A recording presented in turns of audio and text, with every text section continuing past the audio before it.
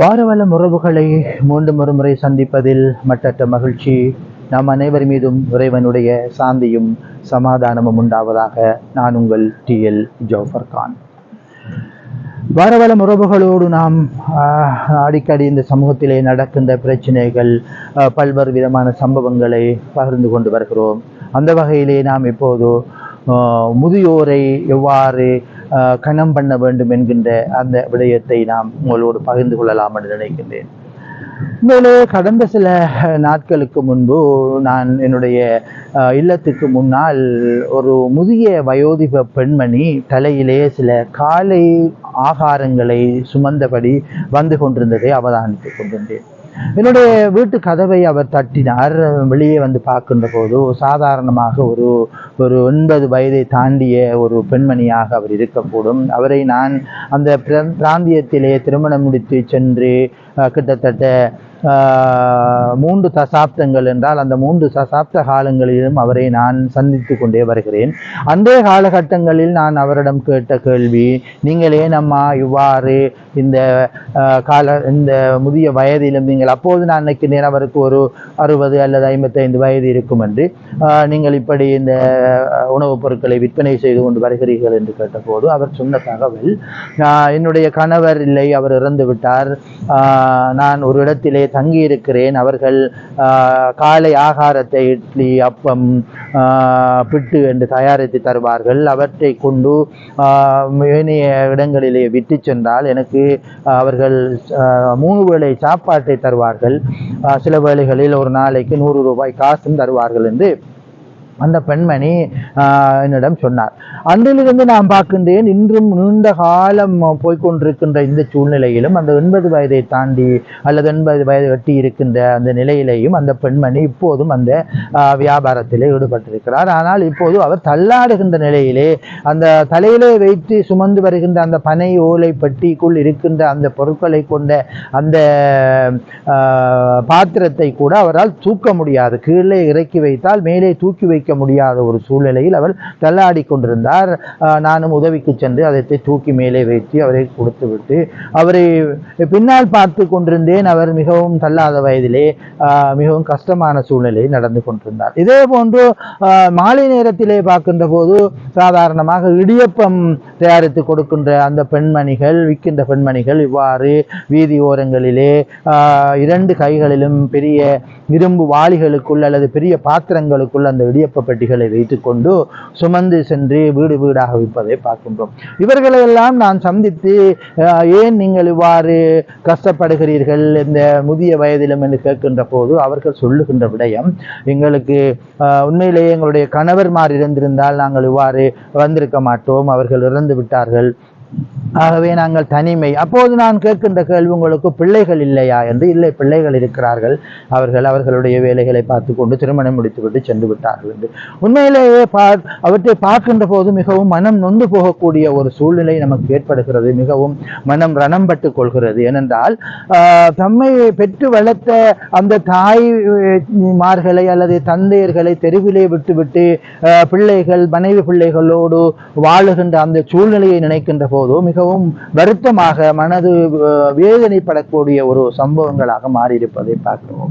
உண்மையிலேயே பெற்றோரை கணம் பண்ணுதல் அல்லது பெற்றோரை பாதுகாத்தல் என்கின்ற விடயத்திலே இஸ்லாம் மாத்திரமல்ல, ஏனைய மதங்களும் மத தலைவர்களும் வேத நூல்களும் மிகவும் கண்டிப்பாக வலியுறுத்தி நிற்கின்ற வரலாற்றை பார்க்கின்றோம். நபிகள் நாயகம் ஸல்லல்லாஹு அலைஹி வஸல்லம் அவர்களிடம் ஒருவர் சென்று அமல்களிலே சிறந்த அமல் எது என்று கேட்டதற்கு அவர்கள் முதலாவதாக சொன்னது தொழுகை என்றதும், அடுத்தபடியாக அடுத்த அமல் என்னவென்று கேட்டது உங்களுடைய பெற்றோர்களை பாதுகாத்துக் கொள்வது அல்லது பெற்றோர்களை பார்த்துக் கொள்வது என்று சொன்னார்கள்.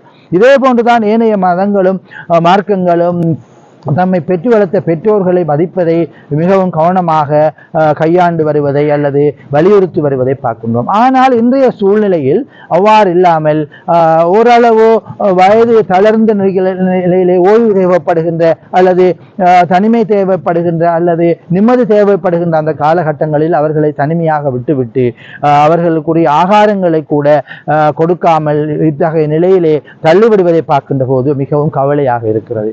மேலே நான் அண்மையிலே ஒரு முதியோர் இல்லத்துக்கு சென்றிருந்தேன். அடிக்கடி முதியோர் இல்லத்துக்கு சென்று அந்த முதியோர்களோடு அளவலாவி அல்லது அவர்களோடு பேசிக் கொண்டிருப்பது என்னுடைய வளமை.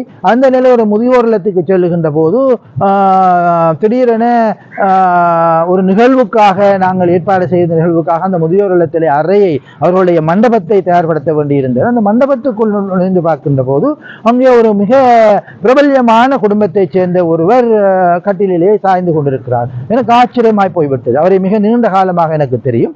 அவரை நான் அன்போடு மாமா என்று அழைப்பது. ஏன் மாமா நீங்க எங்கே இருக்கிறீர்கள் என்றதுக்கு அவர் உடனே சொன்னார், நான் 5 வருடங்களாக இருக்கிறேன் என்று சொன்னார்.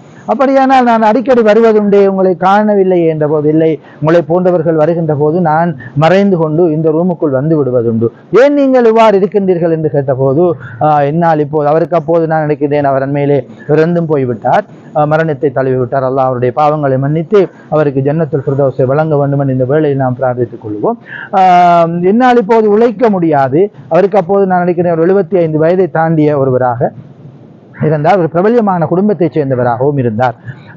என்னால் இப்போது உழைக்க முடியாது, ஆகவே என்னுடைய மனைவி வீட்டில் இருக்க வேண்டாம் என்று விரசி அனுப்பிவிட்டார். ஆகவே தான் நான் இப்போது இந்த முதியோர் இல்லத்திலே தங்கியிருக்கிறேன். உங்களுடைய பிள்ளைகளா? 3 பிள்ளைகள் இருக்கிறார்கள், 2 ஆண் பிள்ளைகள், ஒரு பெண் பிள்ளை.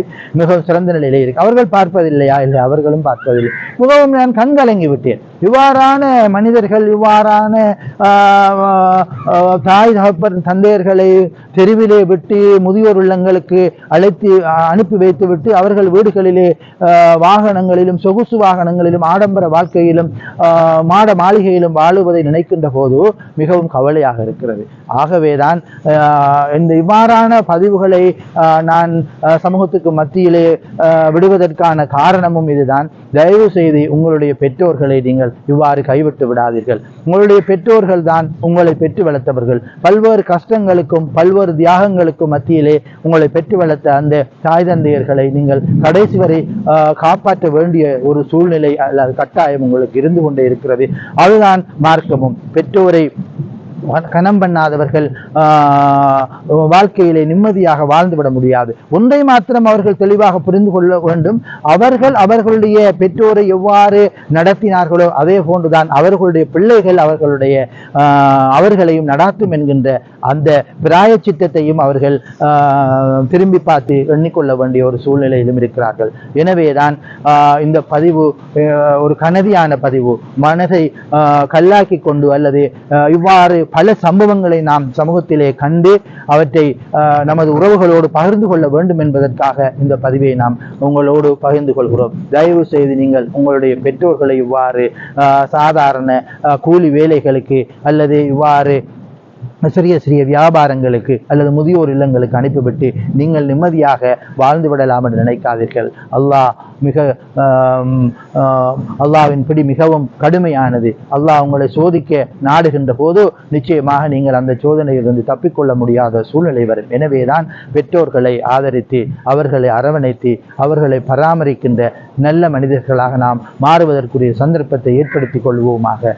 நல்ல நேயர்களே, மீண்டும் ஒரு காணொளியில் உங்களை சந்திக்கும் வரை உங்களிடமிருந்து விடைபெறுகின்றோம். நன்றி. அஸ்ஸலாமு அலைக்கும் வரஹ்மத்துல்லாஹி வபரகாத்துஹு.